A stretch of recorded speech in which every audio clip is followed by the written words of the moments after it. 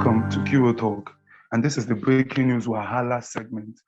And today on the Breaking News, we'll be sharing the story of one of our own, an LGBTQI member who passed away recently, Godwin Udegbunam. And we'll just be talking about, just briefly about this, sharing a light of how he died and the entire drama in picking up his corpse, because the family refused to take away his corpse from the house. Some people say it's because of they had no money. Others are saying that maybe it might be due to his sexuality. We're just going to try and unravel the whole story, and there will be voice recordings and the voice recordings basically in just telling you guys, giving you guys a breakdown of what happened. And may his gentle soul rest in peace. So you guys should just let's just see some of the recordings that we've gathered.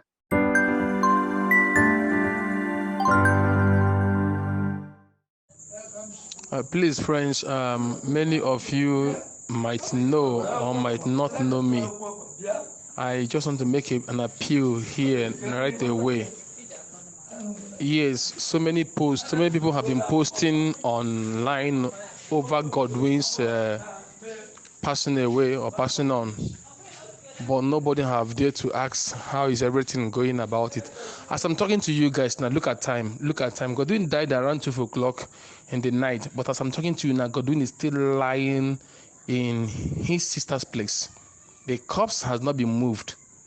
It's still there. Reason of not moving the corpse till now is for the very fact that there is no money. There was no money for an ambulance or for casket.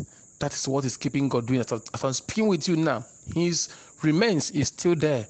They just send me the pictures now, which I'm going to forward in this group now. Please, friends, I am not close. Those that is very close to the place, please, we should please put heads together and see what we can be able to do. Let this guy be laid to rest. Please, friends, I'm begging. This is my first time of even saying hi in this group. It's because of how it is. We all know Godwin to be a very nice person. So many of us that have had an encounter with him know he's kind of person. Godwin can accommodate. Godwin can assist in times of need. Now it's his turn. Now, please, wherever you are, those that are very close to the venue, please try anything within your reach to see that young man is being laid to rest. Instead of making mockery of his corpse, it will be very nice. Please, friends, I beg of us, please. Good afternoon, everybody. There's an update right now. Someone just chatted me up. I don't know how you got my number, though. Chatted me up. I think it was that person who made voice note that one of our group members sent in the group here yesterday. The person is saying that the body of Godwin has reached their village, but the kindred are not willing to accept his body, saying that they can't bury him, that maybe he's not registered in their kindred or he's not part of their group member or blah blah blah. The person is dead. Let the dead, let them bury him. That is the only thing they can do. Now they are refusing. Worst part of it is that when they got home, when they got to the village this morning around 12, his sister went to his husband's house and switched off her phone. Till this moment, they can't reach her. And they dragged last night. They had no option than to take Godwin's body to the mortuary around 3 a.m. So, looking at it right now, and again, the problem here is that the driver that carried the body to the village, right now they're owing him 6,000 naira. And right now they have to see a way to clear the driver. And now the main important thing right here now is to see what the people will say. Let's hear from the sister. If nobody wants to bury him, then we as a community will bury him. If nobody wants to bury him, we as a community can bury him. So I am begging, please, everybody, if you can hear this or whenever you get this, please try and make your own contribution, because looking at it, his people are not willing to bury. And we cannot leave Godwin in the mortuary. Leaving him there is not the best option at all. It's not the best option. I am begging. Please, let's see what to do and bury him. He has suffered enough, and he cannot continue suffering even when he's dead. I beg, let's bury him anyhow, safe. I beg those who are hearing this, let's try and make contributions. I beg. I am begging. Before I said it will be next week, but looking at things right now, let's try and make it from now till weekend. Yes, Saturday. We are begging. Please. So now that we are back, my name is Marvelous Achafukelechi, as you and I'm joined by Chimereze Henry, all the way from Toronto, Canada. Chimereze, welcome to the show. Oh, thank you, Mr. Acha, for how you doing this morning. I'm fine, thank you.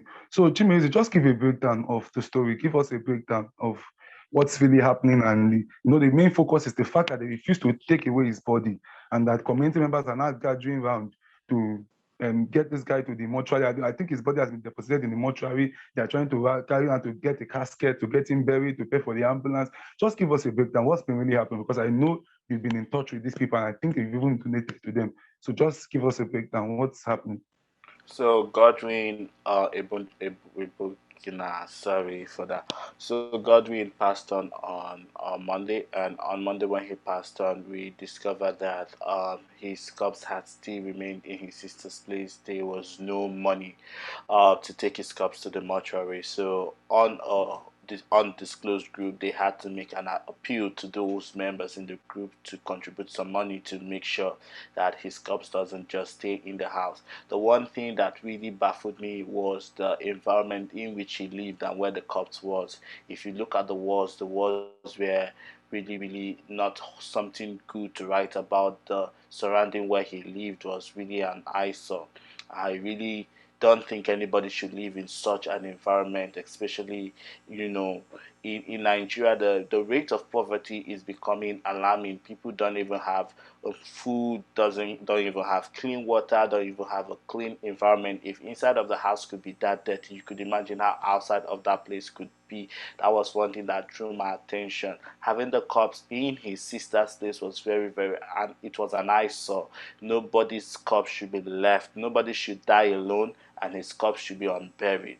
That was one thing that touched me. After seeing all the plead and all the conversation, I got to discover that Godwin died because he had a kidney problem, and he didn't have the resources to fly himself to India, to abroad for medication. He even had to sell one of his land from one of his friends. His friend told me he had to sell one of his property, his land, just to get some treatment. But unfortunately, he died from the sickness. So on that Monday, when he passed on Tuesday, the community members had to gather some money to see how to take the corpse to his maternal home, or to his people rather. When the corpse was finally carried from Godwin's sister's place to his village the following day, you could imagine that the villagers, his kindred, said he was not part of his kindred because he wasn't registered. This is where we call for most of the assault culture in Nigeria. Like sometimes culture could become a hindrance or a taboo. How can you carry a corpse all the way from the city to your own people, and your people will say, because you haven't paid this fine, you haven't paid this fee, we can't bury this person. So the kingdom says, since he wasn't registered in their kindred, they will not be able to bury this person. After much deliberation, the sister even left the corpse and had to go back to her husband's house and switched her phone off. So they had to take the corpse with the driver to the morgue that day, and they were owing the driver 6,000 naira from the conversation, which baffles me, a lot, because, like, honestly, this boy has been through a lot. He has suffered a lot.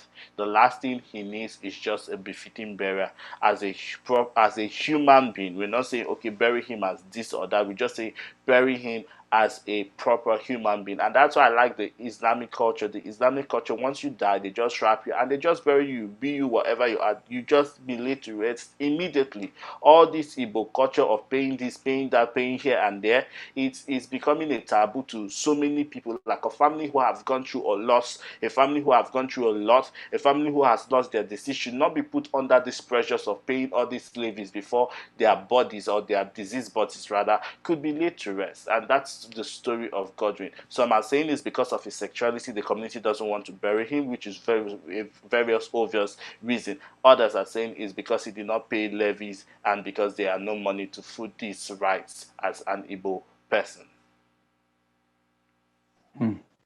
So for me, I would just say that it is a pathetic story. It's a story that saddens me. I think for the first time ever, I'm short of words.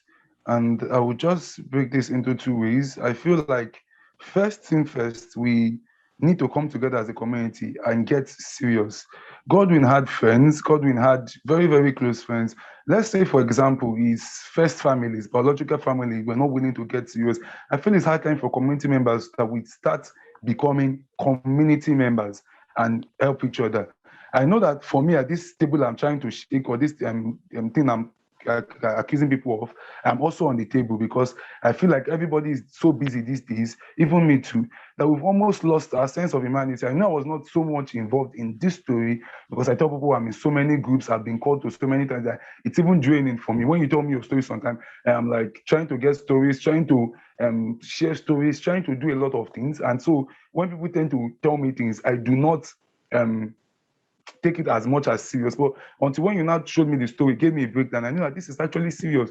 And we community members, we should get serious. We should start helping each other. We should start being our brother's keeper. We should start getting involved in each other's well-being. Because whether we like it or not, there are many community members that I know of, especially, that they don't even have any link to their family again. They left their family and abandoned everything, probably because of, most especially because of their sexuality, because their family were not willing to accept them, and they just cut ties. And if they die tomorrow, there is no anywhere that they're going to be buried to, because some people don't even know their village. They've never been to their village. They'll basically be dead then, that they have run away. So those kind of people, we should try and look for a way whereby if they die, we have a way to bury them. That is, if they die. And Godwin will not, in Godwin's case, he would not probably have been dead today if he got treatment. This is where we call on big LGBTQI organizations again, those that are quote and unquote big, because I know that many LGBTQI organizations claim to provide funds for these. They basically provide stipends. They provide what they call LGBTQI funds, emergency funds, this and that. I know that they are trying their best, but they should get much more serious. In cases like this, there should be a way whereby community members with strong illnesses, big illnesses, can get flown about, can get treatment, can get helped, and they can be alive.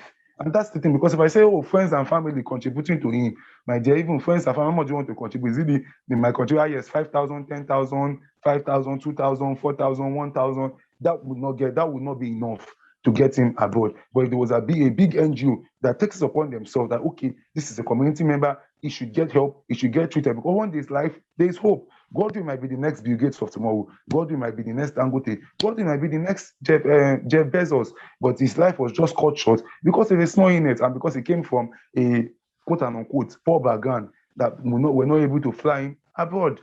And that's when I just say, in general, just together, it is we getting serious. This is just a wake-up call for everybody, that anybody can die tomorrow. Yeah, eye opener for everybody, that anybody can die tomorrow. Anybody could be dead tomorrow. But if the death was preventable, just like in Godwin's case, is there a way whereby the community members, if your biological family cannot come to the rescue, is there a way that the community members can come to the rescue and beat their chest that they helped you out of the situation, they made you alive? Because anybody that is alive, because that's when the case didn't really touch me so much, because I felt like this person is dead. No matter the role you are, no matter the glitz and glamour, the caricature, the ups and downs, the emergency you guys are trying to say, this is a dead person. Some people tell that please just cremate him and let him just go. But they're trying to give him But we know people will say that you should give a dead a respectful burial. Not that cremation is not a good burial. Cremation is also a good burial. So people feel like, why not cremate him instead of looking for this money from left, right, front, and center? Let's just not get him cremated and have his ashes preserved somewhere. But that's why I said that to me, I would very much be involved. If one person, if somebody was actually living, it was a living person, because I know this is somebody that were going all out to preserve the person's life. And when the person is alive, like what they say, a living dog is better than a dead lion. But when the person is dead, everything I just try to do, even sometimes it doesn't touch people so much, because people feel like this person is gone now. Why are we doing? Why are we going to spend so much? Why are we going around for someone that is dead? But imagine if he was alive. And that's why I tell community members that please seek help, no matter how small the help is. Seek help if it's But possible. the question about seeking help is like, in this situation, who could Godwin had run to when our community first is not even organized? We don't have community leaders that we can say this is a community leader. This is people we can reach out to. I feel like they're community leaders, but they don't call them accountable. Sometimes I think people should. I tell community members they should bolding up and call. You could even call us out if you feel like there's a story that we've been ignoring. Maybe there's a particular breaking news, and we But the refuse to thing talk is, about. how Call can us out. Say you talk. you say there's community leaders, but how do the underground people know these community leaders? I don't know. That's the thing. You That's the see, thing. That's another that's the question. question. How do we know these community leaders? If you say call these community leaders so that they can be accountable, who are they? You can't call out a ghost. You're getting. We have to know who these community leaders are. So first and foremost, I feel the community needs to be organized to know who their leaders are, because like so many people, when they're looking for queer leaders, the people they look up to is you and I, and the few people which we know you're getting that are already on the top, and they are not even in Nigeria. For example, Bisa Labi is not in Nigeria. The only community leaders we may know is Matthew Bliss, which is the only one, and Matthew Bliss is doing a lot from his own angle. So we need to have more community leaders come out. We need to have more community leaders speak up, so that when people are in bad situation, they can get to these people. They can reach out to these community leaders. We need to have this community organized, because even right Yeah. now, even when we heard this story, we were able to, thanks to Q Talks, we were able to donate a small amount of money, just $40. We were able to donate, but the $40 now has almost even got haywire, because there is no organization. This person I did supposed that to one. That contribute to $40 that one. must not go away now. Please. Hold on. This one says It send it cannot to go me, here. send it to me. Now we send the $40, and now the person who send the $40 is not even responding. It's not He even would picking respond. up. If he We don't doesn't know. respond, we will call it we will call him out. You can't Yes, carry money for the dead unless he's cost. Unless he's yes. basically cost. So So we we'll just don't assume that even. he doesn't have network, or his phone, or he Let's doesn't have assume that he anything, doesn't have a network. or he doesn't have it, or Let's his phone is assume that down. something Because we'll happened or definitely call his him phone out. is down, which is possible. But at the end of the whole day, the thing that baffles me is that when we reached out to the community and said, okay, community, oh, we want to donate something small, we had almost 6 people even ringing our phone. Who is the leader? That is the question. We need to organize our community right now. We need to know who the leaders are. The leaders should be able to stand up in the face of every trials and persecution to say, I am the leaders of this group. We are the leaders of this group. Send this to us or do this to us. That is the first way we need to begin. This is what our Godwin situation has shown us upon. We've been saying, put your money where your money is needed. Now, today is Godwin, he's no more, okay? But what about tomorrow when you need help? If you're not donating, if Because you're that not was having, because yeah, that was even almost the same thing with one particular guy, to Jolly Joseph. And most community, but that's why I said, see, when you said this thing now, I remember there was Let It Shine, the organization, Let It Shine organization, there was something called Shine Funds that they were supposed to create. That thing was a fantastic idea. Even now, sometimes I feel kind of bad, but then God, to be honest, then was a very rocky situation for me. It was beginning of this year. I know beginning of this year now, you were the one even helping me to yes, settle most of my bills. You were the one helping me with some little change just to. It's now that I'm even trying to find my feet, and I'm basically for a long time now not said there's not been any sending of money. But beginning of this year, there was you trying to help me get my. So doing that, and because I was getting a lot of just trying to get my feet, so I could not donate. But now, when just talking now, I remember the purpose and the drive for that thing. Yes, it might not have been as transparent as possible. It might not have been perfect, but I saw that now we need to start having like a kind of fund, a kind of relief fund, a kind of emergency fund for the community, in case community members big issues. There might be some things that would just somebody might lose his business and out of depression even kill himself. And we could just imagine if we had like an emergency, we can give you, okay, fine, use to build your business, get a new business. Later on, you can bring back, or you can bring the money back into the coffers of the funds. Somebody could be sick. We could say, for okay, this sickness we are giving you is like a loan, but a no interest loan. We're giving maybe ₦1 million.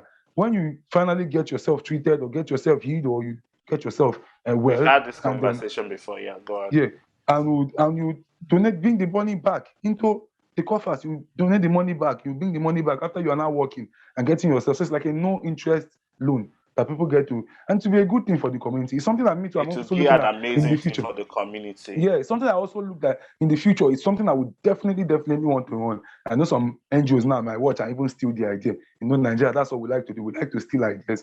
But it's something I would really want to run and look for other things that I can do. Even though they steal the idea and they are transparent to the community and they are held accountable, it's amazing. It's okay to have more than one fund, emergency fund. So it doesn't matter if it comes from us or it comes from someone else. But the thing is that anybody who does it should be transparent with it. Not the one everybody will contribute now will say, hey, one person will eat the money. One person can even disappear and even try to, like the same way people are running. Imagine somebody running. I don't want to believe that he ran away because I feel like we'll touch on the story. No, I don't want to believe he ran away. I just want to give him the benefit. But that's how bad they will become. Everybody now criminally minded. So people might even want away and lie that, oh, they are sick today, they are sick tomorrow.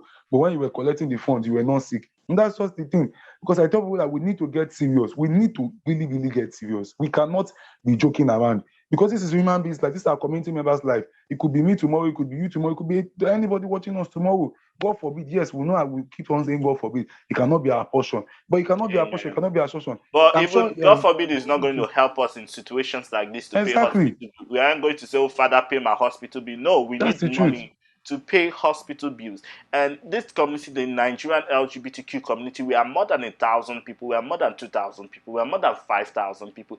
I would say we're even millions. I would say we are at least 1 million. If we are up to 1 million, if everybody says, okay, we're going to contribute $1 being 350 right now, right? Everybody says we're going to contribute 350 into this trust fund. If we all contribute 350 into this trust fund, we'll have a trust fund where we know, okay, we will have an ESCO meeting or a conference where every year or every 3 months we look at the financial account of that trust fund to know what has been taken out, what has been added to, etc.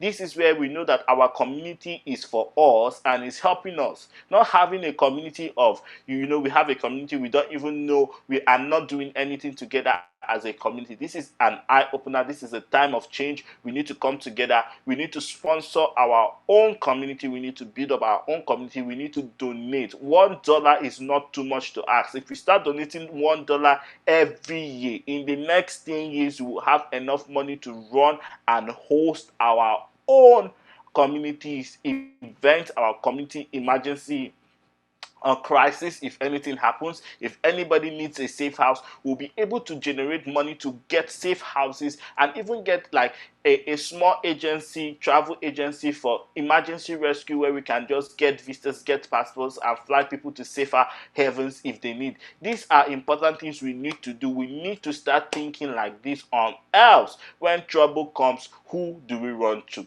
Everybody will keep on running to Jesus, and Jesus ain't gonna come down from heaven to save nobody. We have to be the ones to look out for each other, and that is why I've been shouting it. Let us contribute to our money to our own community. Let this be an eye-opener. Let us come together in unity. Let us bury our own Godwin who has passed on unto glory, and let us hold a funeral, even if it's just a service, a song, or memorial. If you know this person, or if you don't even know this person, please, under the comment section, please write your condolence message for Godwin, so that even in death we can show love to our community, and the community can see the much love that is coming from you, because that is the little you can do. You could contribute. If you want to contribute, reach out to us through the comment section. We will tell you how to contribute to help foot Godwin's funeral. And also, just if you don't have any money and you still want to do something, just write your condolence message at the comment section, showing that he was loved even by his community. Though he's rejected in death by his own people, his own family, our community will not reject Godwin. And that's a good one. And that's a good way to wrap up the show. That's been our offering on Kiro Talk for this episode. Till next episode, this is the way it's still a developing story. We'll keep you guys updated with the funeral arrangements, everything, every information we get. We'll make sure we keep you guys updated. Till next episode, see you guys later. Peace out. Please subscribe. Subscribe. Thank you. Peace out. Please let them. I'm tired of shouting subscribe. Please, you guys subscribe. Stop it. Subscribe, subscribe to give us a voice. Subscribe to help this YouTube channel grow. Yeah, and please, you Subscribe guys to share our us. videos too. Share our videos. And comment.